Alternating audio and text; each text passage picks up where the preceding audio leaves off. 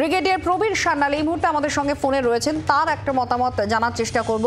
Brigadier Sanyal, ধৃত জঙ্গি সে নথি বের করেছে, এমনকি পাসপোর্ট বের করেছে, এই সমস্ত কিছু কারা করে দিয়েছে বা তদন্তকারীদের সামনে কয়েকটি নাম আছে, তারা এবার আলাদাভাবে মুর্শিদাবাদ জেলা পুলিশ তদন্ত শুরু করেছে। এটা কতটা মারাত্মক বিষয় হয়ে দাঁড়াচ্ছে? কারণ মুর্শিদাবাদ সহ বিস্তীর্ণ অঞ্চল সীমানা ঘেঁষা বাংলাদেশের সঙ্গে, তাহলে কি করণীয়, কি ধরনের ফিল্টার প্রয়োজন? না, আমাদের দেশে এই যে টেররিস্টরা এই লোকাল ডকুমেন্টেশন, প্যান কার্ড, আধার কার্ড তৈরি করছে, ব্যবহার করছে, এটা অনেক দিন ধরে চলছে। কিন্তু যেহেতু বাংলাদেশের অবস্থাটা একটু উঠে গিয়েছে, ওদের গভর্নমেন্ট হয়তো একটা কিছু তাড়াতাড়ি দেখাবার, লোকেদের দেখাবার চেষ্টা করছে, যার জন্য ওরা এই ইনফিল্ট্রেশন অ্যাটেম্পটটা করেছে আর যেটা ধরা পড়েছে। দেখুন, আমাদের একটা জিনিস বুঝতে হবে, সবচেয়ে বেশি ডকুমেন্টস মানে প্যান কার্ড বলুন, আধার কার্ড বলুন, এইসব পার্সোনাল ডকুমেন্টস সবচেয়ে বেশি ব্যবহার হচ্ছে যেটা পশ্চিম বাংলায় তৈরি হচ্ছে। ওরা ঘাঁটি বানিয়েছে। রিসেন্টলি একটা কেস হয়েছে, প্রায় 10-15 দিনের আগে 5-6টা আফগানিজ ধরা পড়লো দিল্লি এয়ারপোর্টে। তো সন্দেহ হলো, তারপরে ওদের অ্যারেস্ট করলো, ডকুমেন্ট চেক করা হলো, ওদের সব অ্যাড্রেস হচ্ছে মালদায়।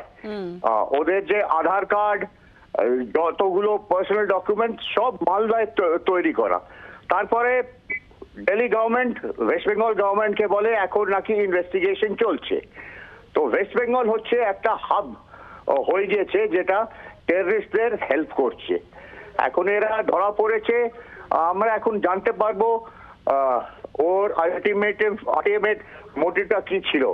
ও দিল্লি থেকে কলকাতায় এলো, তারপরে ক্যানে গেছে, আর তারপরে নাকি ওনার প্ল্যান ছিল ওনারা বাংলাদেশে ইনফিল্ট্রেট করবে, কিন্তু তার আগে ওরা ধরা পড়েছে।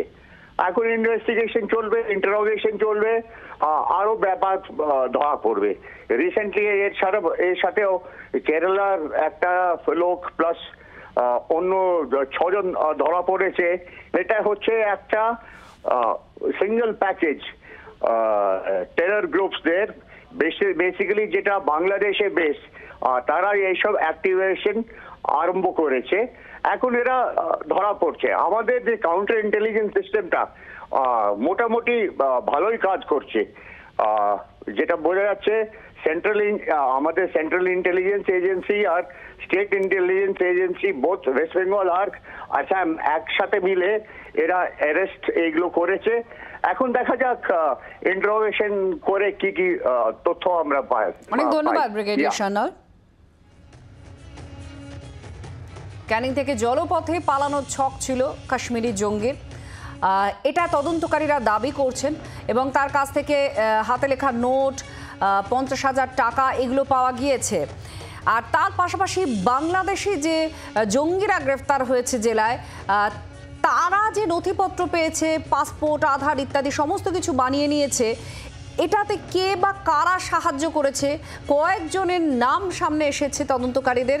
মুর্শিদাবাদ জেলা পুলিশ পুরো বিষয়টিকে আলাদাভাবে খতিয়ে দেখছে, কিভাবে এই চক্র কাজ করছে, কারা কারা ওপার থেকে এপারে ঢুকেছে, জাল নথিপত্র বানিয়েছে, এই পুরো বিষয়টা ট্র্যাক করার এবার চেষ্টা করা হচ্ছে।